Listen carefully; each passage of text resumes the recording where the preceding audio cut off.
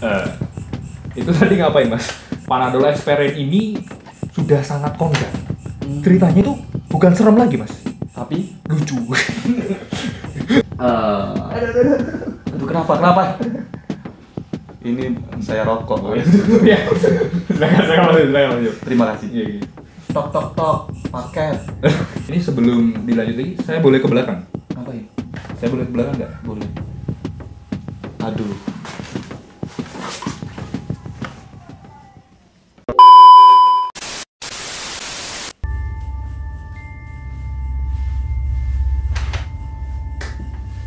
Selamat datang di Panadol Experience. Kali ini kita akan mendengarkan kisah horor dari narasumber. Dan untuk episode kali ini kita akan dipandu oleh host kita yang satunya yaitu Wisal, The Pathetic Man. Dan langsung saja mari kita dengarkan kisah horor dari narasumber.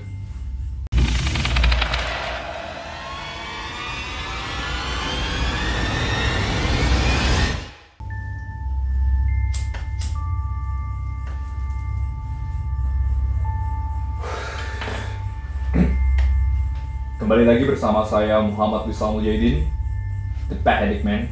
Kali ini di segmen Panadol Experience kali ini kita akan menceritakan sebuah kisah horor yang berjudul Siluman Kera Berekor Panjang.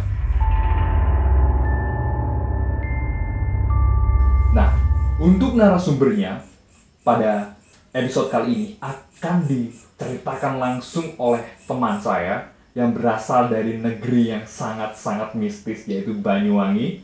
Tanpa basa-basi lagi, mari kita sambut bersama-sama Kajo, The Farmer.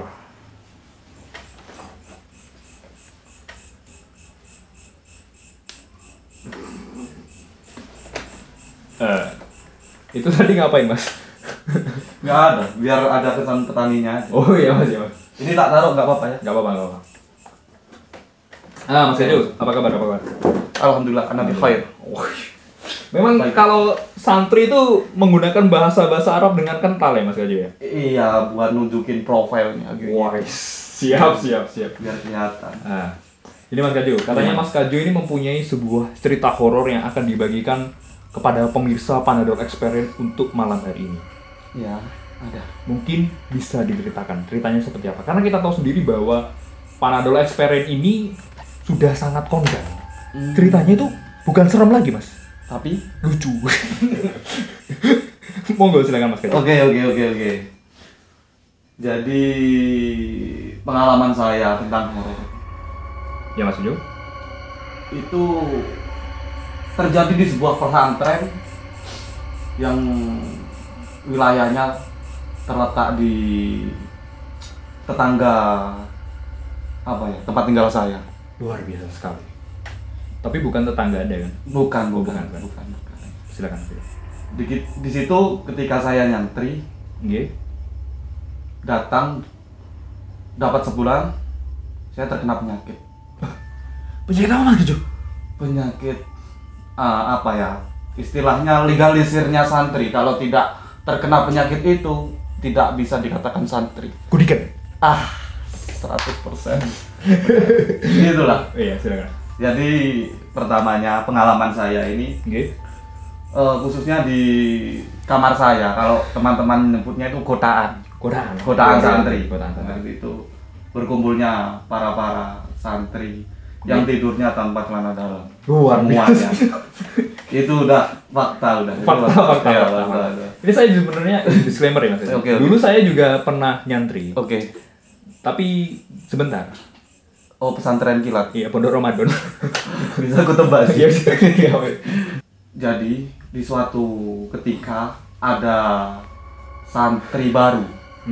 Dan lebih tepatnya bukan baru dari nol dia menyantri, cuma dia pindahan dari pesantren yang sudah kondang sih sebenarnya. Iya. Jadi dia masuk ke pesantren saya itu udah mengantongi ilmu-ilmu yang dia dapat di pesantren sebelumnya. Ilmu Mas Kajo. Iya. Ilmu apa saja? Ilmu tenaga dalam. Apa lagi? Tenaga listrik. Enggak. Itu. apalagi ya? Seperti Bela diri, bela diri, bela sungkawa, bela negara. bela negara. Gitu. Ya, sekali. Bela negara. Dan ya bela sungkawa. Bela sungkawa. Aduh, kenapa? Ini saya rokok. Ya. Silakan Mas. Terima kasih. Iya, iya. Anjas dari mana tadi? Dari mana ya? Godaan. Bukan. Apa itu santri baru? Oke, santri baru Ya. yang sudah mengantongi ilmu banyak. Salah satunya yang lebih khususnya bisa berbicara atau berkomunikasi dengan makhluk gaib.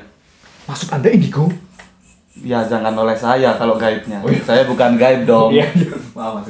Kebiasaan. Nah, pada suatu ketika di kota saya ada teman saya yang kehilangan uang. Uang Mas. Uang sebesar rahasia. Paling 5.000. Enggak sampai dibikin kasus, berarti kan sebesar itu kasusnya. Kehilangannya. Benar-benar. Nah, dari kejadian itu, kehilangan itu, dia bikin laporan ke kantor pusat terhadap pengurus bahwasanya dia kehilangan. Iya. Nah, di selang dia laporan, santri baru ini kebetulan lewat depan kantor dan mendengar pembicaraan mereka berdua. Oh, terkait kasus itu sebelumnya, ya.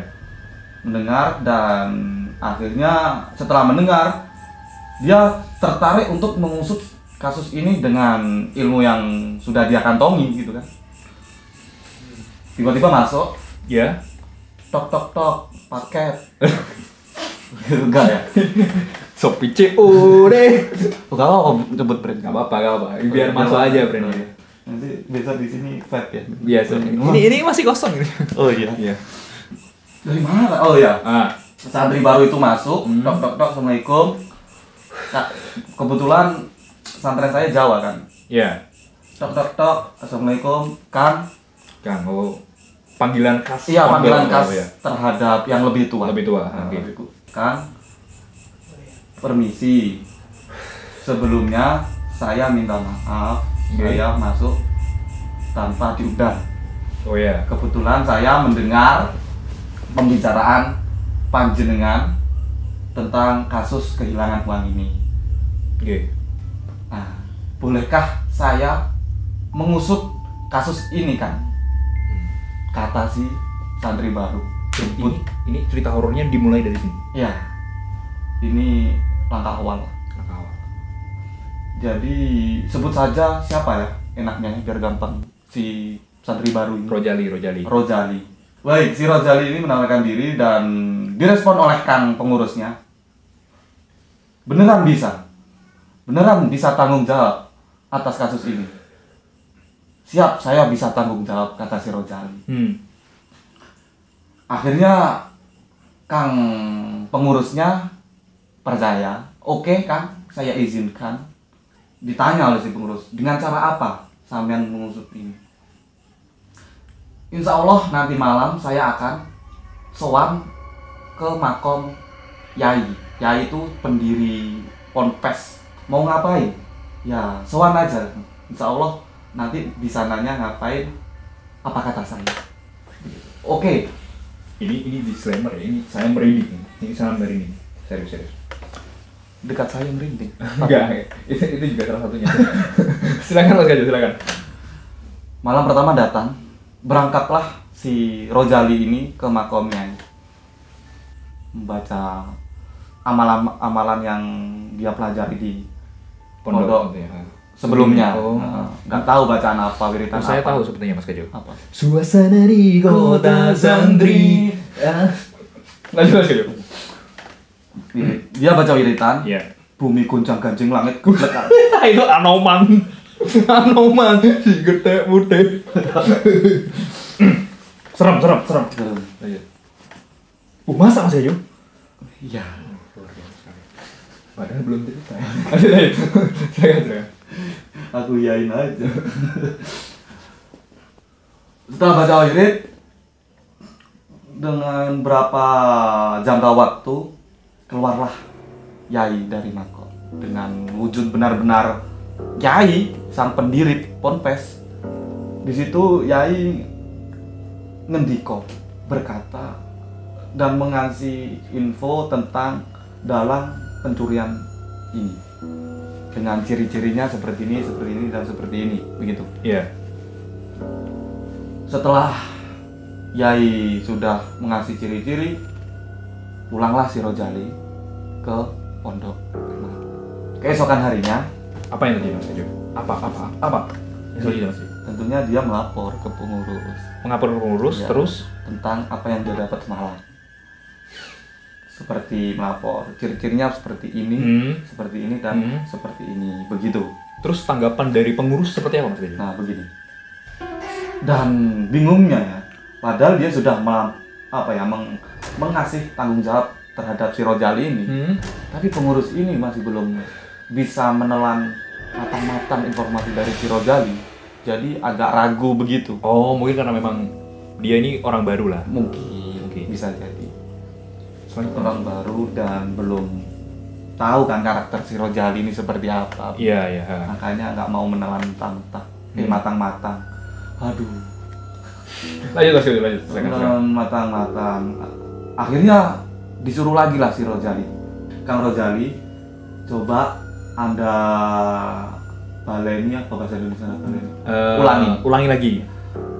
Coba Anda ulangi lagi yang Anda lakukan semalam. Kalau memang jawabannya sama seperti yang semalam, oke, saya bisa mempertimbangkan, kata si pengurus. Ya, akhirnya dia berangkat lagi malamnya. Ini sebelum dilanjut lagi, saya boleh ke belakang? Ngapain? Saya boleh ke belakang nggak? Boleh. Aduh.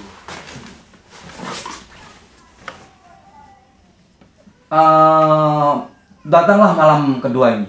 Ya. Datanglah, berangkat lagi dengan jam yang sama, dengan rute yang sama dan dengan makom yang sama.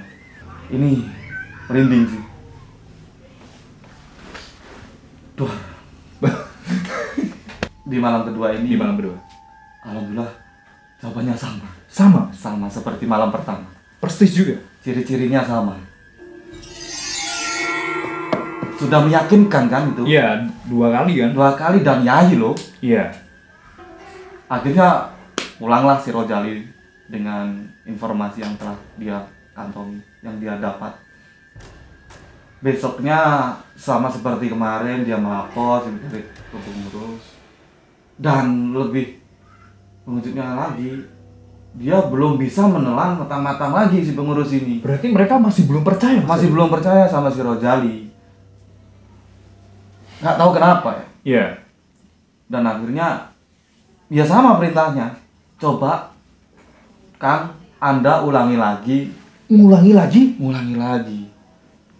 2 hari ketemu makhluk gaib. Kalau Anda gimana? Kalau saya Mas Kaju pindah pondok. Pondok Ramadan. lanjut. disuruh lagi lah si Rojali. Iya. Di malam ketiga suruh berangkat lagi melakukan apa yang telah dia lakukan sebelum-sebelumnya untuk memastikan bahwasanya benar nggak ciri-ciri ini, begitu.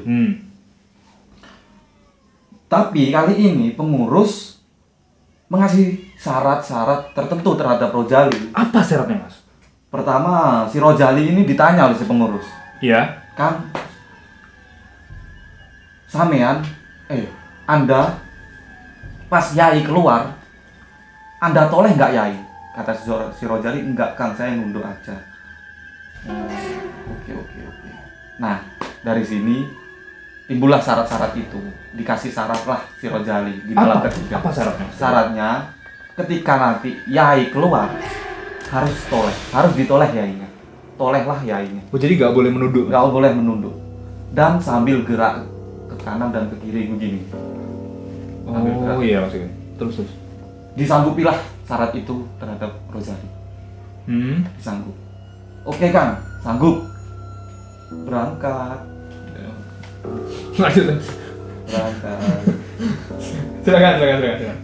Oke, seperti biasanya dan dengan kalimat yang sama yang telah aku ucapkan, datanglah malam ketiga.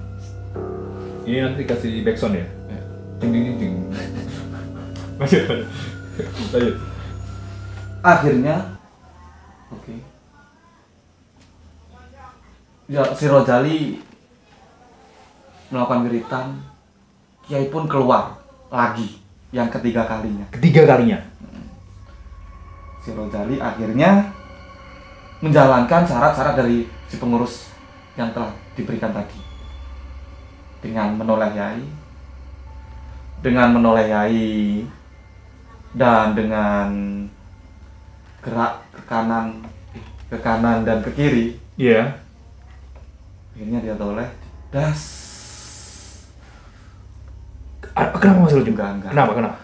Ya, Apa yang dilihat oleh Mas Rojali? si Kiai Masih Kiai? masih Kiai dengan bentuk ya Kiai Persis ya? presisi Sama seperti malam-malam malam sebelumnya. sebelumnya. Iya. Oleh dan gerak kanan kiri kanan ke kiri, ternyata Apa Mas Kejo? kiainya ada ekornya.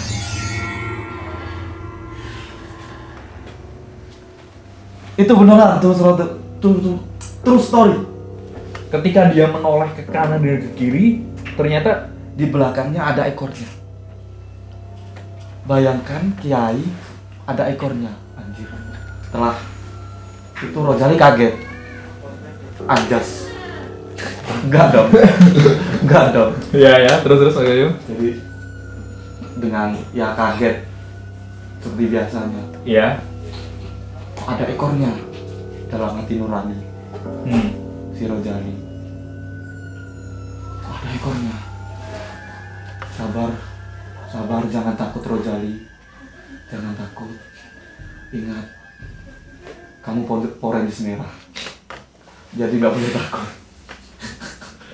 Setelah tercengang melihat ekor Yai Dan Poranger merah? Enggak. Lanjut. Apa Mas Kejo? Selanjutnya Mas Kejo. tertunduklah si Rojali untuk menenangkan dirinya kan, Iya. sambil meneruskan wiridnya. Dan setelah menunduk, dia toleh lagi, Yai sudah nggak ada. Larilah si Rojali. Ya bagaimana tidak lari ketemu siluman kera. Ternyata kata si Rojali, itu adalah siluman kera yang menjaga makom Yai dan menyerupai Yai.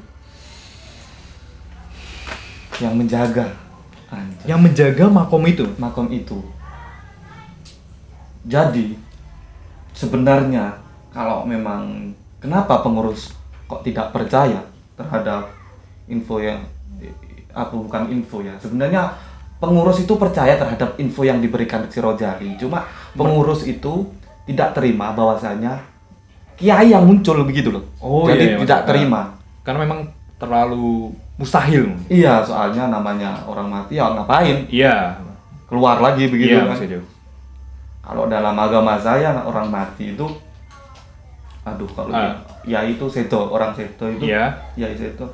Kalau memang dia di dunia amalnya nggak ada maksiat, ya udah siksa kubur, nggak sempat nampakin diri ke Rojali. Iya. Kan gitu. Iya, benar sih. Kalau memang di dunia banyak beramal, pahala banyak, ya di kuburan tidurlah sesuai kayak sesuai dengan seperti apa ya, manten anyar itu apa, manten anyar bahasa Indonesianya, Pengantin baru. tidurlah selayaknya pengantin baru. Iya. Kalau memang banyak amalnya begitu. Pulanglah si Rojali ke ponpes, laporan ke pengurus terkait info yang telah dia kantongi. Kang, ternyata itu bukan Yai kan, tapi karena ada ekornya kan. Si pengurus pun sadar. Nah kan, kenapa saya suruh ngulangin ketiga kali?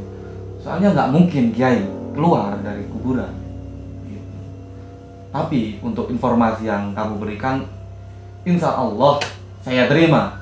Akan saya selidiki orang ini. Dan ciri-cirinya, Apa Mas ciri-cirinya? Orangnya itu. katanya sih, kata si Rojali, Rambutnya gondrong, rambutnya gondrong, pakai jaket hitam, jaket hitam, dan celana pendek.